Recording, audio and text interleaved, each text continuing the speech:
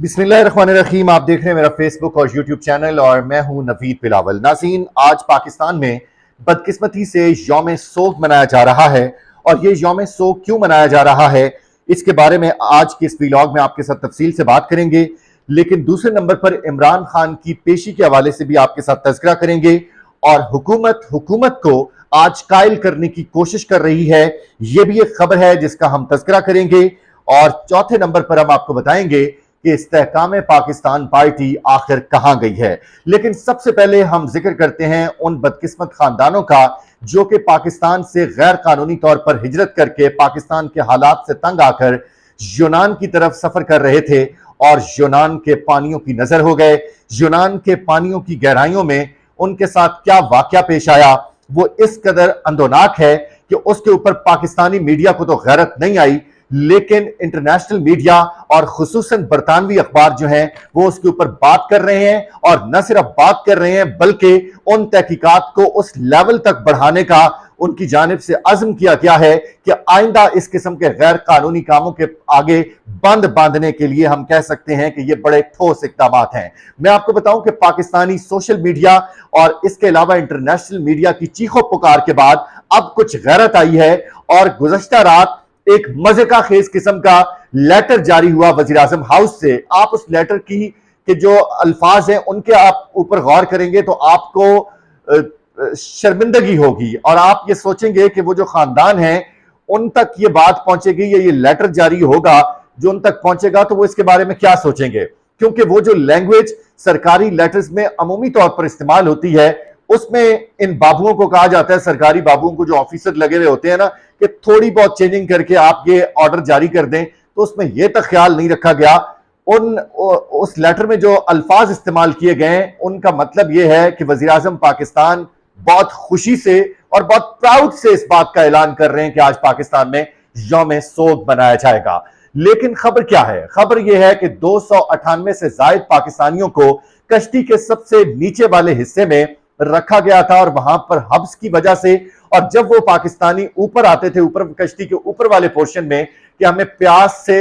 हमारे बच्चे तड़प रहे हैं और हमें पानी की जरूरत है, तो उनको डंडे मारकर नीचे की तरफ बढ़ा दिया जाता था। और दूसरी बात यह है कि जब स्क्रूटनी हो रही थी, कश्ती में सवारी का टाइम था, तो उस वक्त जिन लोगों के पास पाकिस्तानी पासपोर्ट थे उनको फोर्सफुली कहा गया कि आप इस लाइन में आ जाएं और आप कश्ती के सबसे नीचे वाले वो जो आधा हिस्सा जिसका जहाज का समंदर की जानिब होता है उस हिस्से में जाके आप सफर करें। और उस हिस्से में सफर करने की वजह से उन लोगों का दम घुट गया और कश्ती तो बाद में डूबी। तकरीबन 6 पाकिस्तानी ऐसे थे जो कि प्यास की वजह से बिलक बिलक कर इस कश्ती में जाम शहादत नोश कर गए। तो इनका जिम्मेदार कौन है? 78 अफराद जो बच जाने में कामयाब हुए हैं उनमें से सिर्फ 6 का ताल्लुक पाकिस्तान से है, क्योंकि पाकिस्तानियों को एक मंसूबा बंदी के साथ ऐसे पोर्शन में रखा गया था कि जिस पोर्शन में अमूमी तौर पर इंसान वहां पर नहीं जाते। आपको मैं इस हवाले से बताऊं कि सोशल मीडिया और इंटरनेशनल मीडिया ने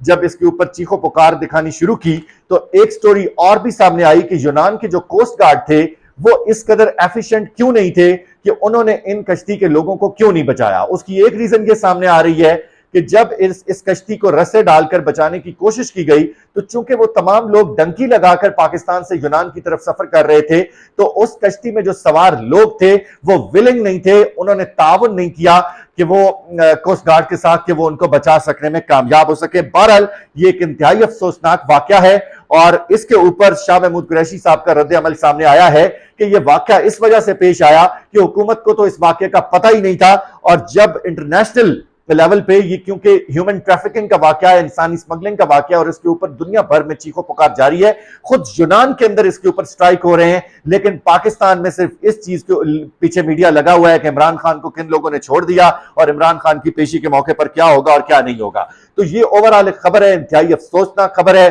कितने लोग इसी तरह डंकी लगा के जाते हैं और गैर कानूनी रास्ते से तलाशे रोजगार में मुआवनत की राहें हमवार करने के लिए जब वो निकलते हैं अपने मुल्क को छोड़कर, आप सोचें कि उस कश्ती में जब वो कश्ती डूबने लगी होगी तो एक लम्हे के लिए उन पाकिस्तानियों ने क्या सोचा होगा कि खुदारा हमारी अब जान बच जाए, हमें यूरोप नहीं जाना, हमें अपने घरों तक वापस पहुंचने की मोहलत मिल जाए, लेकिन उन बच्चों को मोहलत नहीं मिल सकी। यही शायद किस्मत का फैसला था। दूसरी जानिब आपको बताएं कि इमरान खान आज इस्लामाबाद में एंटी टेररिस्ट कोर्ट में पेश हुए और एक दफा फिर वो जमानतें हासिल करने में कामयाब हो गए हैं और अगली उनकी जो डेट है वो कोर्ट की तरफ से उनको दे दी गई है। उनके साथ बुशरा बीबी मौजूद थी, वो भी पेश हुई, लेकिन तमाम तर मुकदमात में उनको जमानत दे दी गई है। तीसरी जो खबर है, जो कल आपके साथ व्लॉग में तबसरा किया था कि हुकूमत अब आपस में लड़ पड़ी है, और मैं आपको इंतहाई बावसूख जराए से इस खबर की तस्दीक करके कह रहा हूं कि पीडीएम इत्तेहाद अब खत्म हो चुका है, बस ऐलान होना बाकी है। क्योंकि आज बजट इजलास के हवाले से हुकूमत को कायल करने की कोशिश कर रही है। शहबाज गवर्नमेंट जो है वो जरदारी को कायल करने की कोशिश कर रही है कि ये बजट जो है ये हमने अपने आप से नहीं दिया, बल्कि इस बजट में आप हमारे साथ थे, आप हमारी इत्तेहादी हुकूमत है। और बिलावल भुट्टो जरदारी ने क्योंकि पाकिस्तान पीपल्स पार्टी इस किस्म की सियासत की माहिर है, उन्होंने एक नया बयानिया शुरू कर दिया है कि भाई अवाम को रिलीफ चाहिए, अवाम की आपने जिंदगी तंग कर दी है, अवाम को न सस्ता तेल मिल रहा है, अवाम के हालात जो है वो बहुत पतले हैं। तो अब इस हुकूमत में शामिल होने के बावजूद उन्होंने अवाम को बेवकूफ बनाने के लिए एक नया बयानिया लेकर वो मैदान में आ गए हैं और हुकूमत आज हुकूमत को कायल करने की कोशिशों में लगी हुई है। तो जो हुकूमती इख्तिलाफात का सिलसिला था वो अब चीजें एक समत में चल पड़ी हैं। मिसाल के तौर पर पाकिस्तान क्रिकेट बोर्ड के मामले के ऊपर एक शदीद तरीन तहफ़्फ़ुज़ात हैं आसिफ अली जरदारी को, क्योंकि आसिफ अली जरदारी अपने बेस्ट फ्रेंड, अपने जिगरी यार ज़का अशरफ के साथ वादा कर चुके हैं, और दूसरी जानिब शहबाज शरीफ कह रही हैं कि नहीं, मैंने नजम सेठी को बरकरार रखना है। इसके अलावा जब हुकूमत कायम हुई थी तो इनके दरमियान में तय ये हुआ था कि हम अपनी अपनी वजारतें जिस बंदे के पास होंगी वो अपनी मर्जी के बंदे लगाएगा, लेकिन यहां पर तो ऐसा हो नहीं सका। तो अब इनके दरमियान ये लड़ाई जो है अब अपने हतमी मराइल में दाखिल होना शुरू हो गई है, और कुछ ही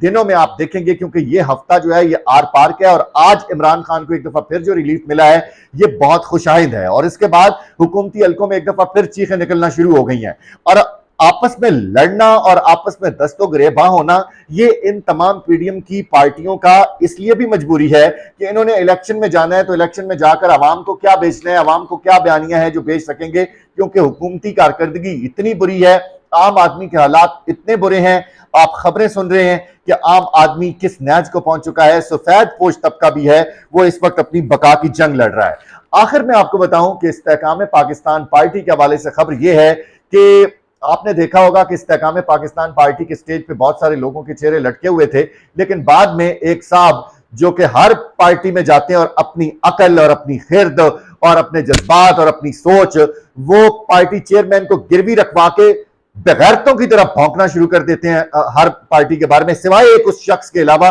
बाकी तमाम लोग जो है वो मीडिया से गायब हो गए। फवाद चौधरी साहब बड़े बोलने वाले बंदे हैं, लेकिन वो तो उसके बाद सामने ही नहीं आए। उसके अलावा जितने भी उस पार्टी में अली जैदी साहब गायब हैं, गवर्नर साबिक सिंध जो थे इमरान इस्माइल वो गायब हैं। तो खबर यह है कि उन लोगों ने इनकार कर दिया है, उन लोगों ने कहा है कि भाई इस पार्टी का कोई सर पैर नहीं है, ये पार्टी तो अपनी लॉन्चिंग के साथ ही अपनी मौत आप मर चुकी है, अवाम में जाने के लिए हमारे पास कोई बयानिया नहीं है, अवाम में जाने के लिए हमारे पास कोई चीज नहीं है। तो इस्तेहकाम पाकिस्तान पार्टी के मतलूबा नताइज हासिल नहीं हो सके, और ये वो वाहिद पार्टी है जो कि अपनी मौत आप मर चुकी है, न इसके पास कोई मैंडेट है, न इसके पास कोई अवामी सपोर्ट है, और न जिस मकसद के लिए इसको लॉन्च किया गया था उस मकसद के ये पास से भी गुजरी है, उसको छू के भी गुजरी है। वो मकसद था तहरीक इंसाफ का खात्मा। तो यानी कि ताकत के जोर से मतलूबा नताइज बड़े घर वालों को